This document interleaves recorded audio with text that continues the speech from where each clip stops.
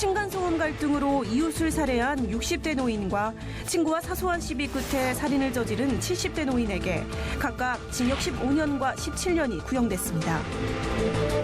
경찰청에 따르면 60대 이상의 범죄 발생 비율이 최근 10년간 58.5% 증가해 우리나라 노인 범죄율도 해마다 상승하는 추세인데요. 늘어나는 노인 범죄. 원인과 대책은 무엇일지 하나님의 법, 세상의 법에서 알아봅니다. 하나님의 법, 세상의 법, 이재만 변호사님 나오셨습니다. 변호사님 안녕하세요. 네, 안녕하세요. 네, 앞서 보신 대로 요즘에 유독 노인 범죄가 늘어난 것 같습니다. 보도가 많이 되고 있는데요. 예, 이제 보도된 것처럼 이제 층간소음으로 이제 서로 다투다가 이웃을 살해한 그런 노인한테 15년형이 구형됐었고요. 또 친구지간에 배 나왔다고 하니까 서로 다투다가 또 살해해서 그렇습니까? 결국 17년형이 구형된 그런 보도들이 있었죠. 그래서 이제 노인 범죄가 실제적으로도 굉장히 많이 증가하고 있고 또 지금 이제 우리나라는 이제 초고령화 사회로 진입하고 있기 때문에 그 사회적 약자인 그 또 신체적으로도 약한 그 노인들을 대상으로 한 그 범죄, 특히 할머니들을 대상으로 한 그런 범죄도 아주 기하급수적으로 증가하고 있기 때문에 이제 심각한 사회 문제가 되고 있죠. 그렇군요. 그럼 실제적으로 노인 범죄가 증가하고 있다. 뭐 이렇게 봐야 되는 겁니까? 네, 그 통계, 국정감사 통계를 보면 그 65세 이상을 노인이라고 봤을 때 65세 이상의 노인 범죄가 지난 4년 동안에 한 63.7% 정도 증가했습니다. 그리고 또 실제적으로 이제 범죄를 저질러서 교도소에 수감되어 있는 수용자의 수도 지난 4년간 꾸준히 증가해서 한 70% 이상 증가하고 있습니다. 그렇군요. 그렇다면 노인 범죄가 증가하는 이유가 어디에 있을까요? 네, 결국 이제 노인들은 이제 자기 직장들에서 이제 은퇴하고 나서 결국 이제 사회적 지위도 없어지고 그리고 또 뭐 여러 가지 직장도 없어질 뿐더러 이제 소득도 없어지고 하니까 주변 사람들한테 어떤 무시당한다는 젊은이들한테 또 무시당한다는 이런 생각을 할 수 있죠. 그래서 그런 상황에서 이 주로 범죄를 보면 이 계획적인 범죄보다는 대부분이 이런 우발적인 분노에 의한 우발적 범죄가 많습니다. 네. 이제 우리나라만의 문제는 아닌 것 같고요. 세계적인 추세도 그렇지 않겠나라는 생각도 들고 다른 나라의 사례는 어떻습니까? 이제 가까운 일본에 의하면 이 고령자 노인 범죄는 전체 범죄자 5명 중에 1명이 노인 범죄입니다. 그리고 이제 우리나라도 이제 초고령화 사회에 진입하고 있어서 결국 100세 시대에 노인 숫자가 많아지니까 결국 노인 범죄도 상당히 많이 빠른 속도로 증가하고 있습니다. 말씀을 들으면서 떠오르는 것이 그 노인들에 대해서 우리가 좀 더 그 마음 속 어떤 마음을 좀 살펴드려야 되는 것이 아닌가 이런 생각이 들게 되고요. 또 노인들 스스로도 이제 은퇴 이후의 삶 속에서 너무 상실감을 가질 것이 아니라 새롭게 인생을 도전할 수 있는 의욕들도 좀 가지셨으면 좋겠다. 또 성경에도 보면은 구약 성경에서는 노인을 공경하고 하나님을 경외하라 이렇게 말하고 있고 신약 성경에서는 노인을 네 어머니 아버지처럼 여겨라 또 이렇게도 말씀하고 있거든요. 그 이제 노인의 경우에는 이제 그런 얘기도 있었죠. 누구나 다 노인이 된다. 결국 젊은이들은 노인이 돼본 적이 없지만 노인들은 젊은 시절이 있었죠. 그래서 노인들이 지혜도 많고 또 여러 가지 도움을 줄 수 있는 그런 능력들이 있는데 이제 그런 능력들에 대해서 사회에서 그 조언을 구하거나 하지 않고 이제 무시하니까 이제 이런 문제가 생기죠. 그러다 보니까 노인들이 고독감이나 상실감이 상당히 큰데 그 노인들의 고독은 굉장히 비참합니다. 왜냐하면 그분들한테는 어떤 희망, 미래에 대한 희망이 없기 때문인데 젊은이들의 고독도 힘든 건 마찬가지지만 비참하진 않아요. 그들한테는 희망이 있어요. 그걸 딛고 일어설 수 있다는. 노인들의 경우에는 딛고 일어설 수 있는 희망이 굉장히 작기 때문에 상당히 사회에서 그리고 그분들이 이 사회를 발전시키기 위해서 젊은 시절이 있었기 때문에 얼마나 왕성하게 활동을 했어요.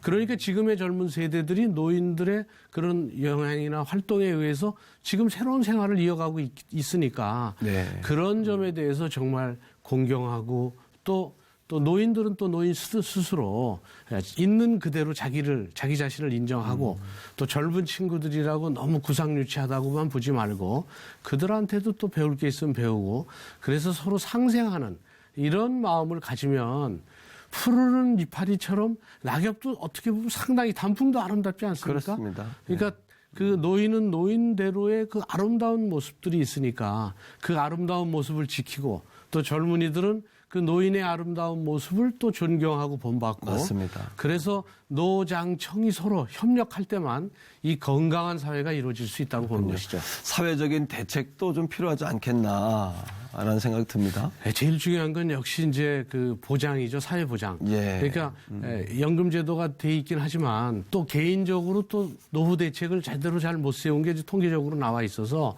결국 최저 생활을 할 수 있는 보장 그런 국가적 차원에서의 사회보장제도 또 이런 네네. 대책이 필요하고요. 이 점에 대해서 이제 젊은 세대나 기성 세대나 다 도와줘야 되겠죠. 세금도 더 뭐 낼 수도 있을 그렇죠. 테고. 예. 그 다음에 이제 노인이 되면 이제 병들이 많아지니까 그 병에 대해서 이제 의료보장적인 어떤 대책, 의료 지원 대책, 이런 대책들도 또 마찬가지로 만들면 그러면 젊은 세대도 노인이 됐을 때 똑같이 혜택을 받으니까 많이 소득을 벌었을 때 노인들을 공경하면 본인이 노인이 됐을 때 마찬가지로 이제 공경을 받을 수 있는 것이죠. 예. 그리고 이제 노인들은 이제 제일 중요한 게 고립감 또는 정서적인 그 어떤 뭐 그 외로움이랄까 네. 뭐 이런 것들이 강하니까 그분들에 대해서 그런 그 정서적인 지원을 할 수 있는 여러 가지 무슨 뭐 문화센터가 있을 수도 있고 또 직업교육도 있을 수도 있고 그 수준에 맞는 지혜를 얻을 수 있는 또 뭐 경우에 따라서는 그 경륜이 아주 높은 분들이기 때문에 뭐 문화예술사가 될 수도 있을 테고 네. 뭐 여러 가지의 실버 직업을 개발하는 것도 이제 필요하다고 보는 것이고요.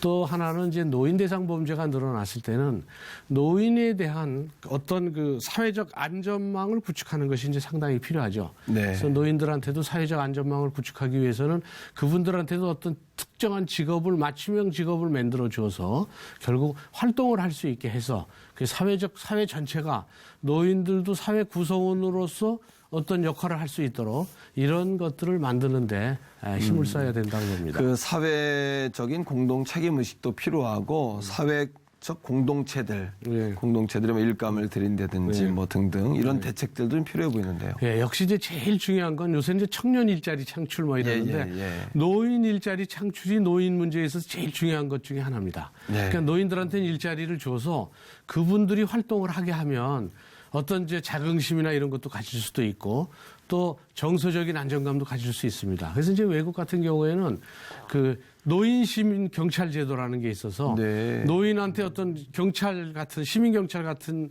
직업을 줘서 활동하게 하는 거예요. 젊은이들이 뭘 잘못하면 그거를 책망할 수도 있고 시민 경찰이니까 그렇죠. 그렇게 하면서 우리가 살아오면서 젊은이들을 이렇게 가리키고 이 사회를 건강하게 하는데 내가 일조하고 있구나. 또 급여도 받을 수 있지 않습니까? 네, 맞습니다. 그래서 맞춤형 직장을 노인들한테도 만들어 주는 것이 노인 문제를 해결하는 데 가장 그 근본적인 대책 중에 하나인 것이 노인들은 너무 가난할 수 있기 때문에 대책이 단순히 돈을 주는 것보다는 이런 직장을 만들어서 결국 맞춤형 직장에서 사회에서 어떤 역할을 할 수 있게 하는 것, 이 부분이 가장 중요하다고 보는 것이죠. 그렇군요. 저도 이제 경복궁에 얼마 전에 다녀왔는데요. 거기에 노인 해설사가 나오셔서 이 상황을 설명해 주시는 거예요. 그런데 우리 자녀들이나 저희가 들을 때에 정말 고귀하다, 참 귀하시다 이런 생각을 제가 하게 됐는데 장애인 고용처럼 노인들을 고용한다면은 좀 나라에서 혜택을 준다든지 사회 안정망과 더불어서 일자리 창출 뿐만 아니라 우리 국민들의 마음 가운데 이 나라 이민족이 여기까지 오는데 노인분들의 희생과 땀이 얼마나 귀합니까?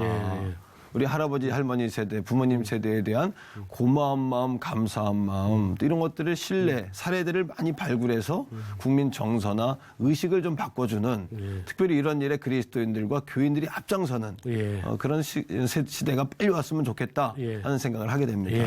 오늘 말씀 고맙습니다, 변호사님. 감사합니다.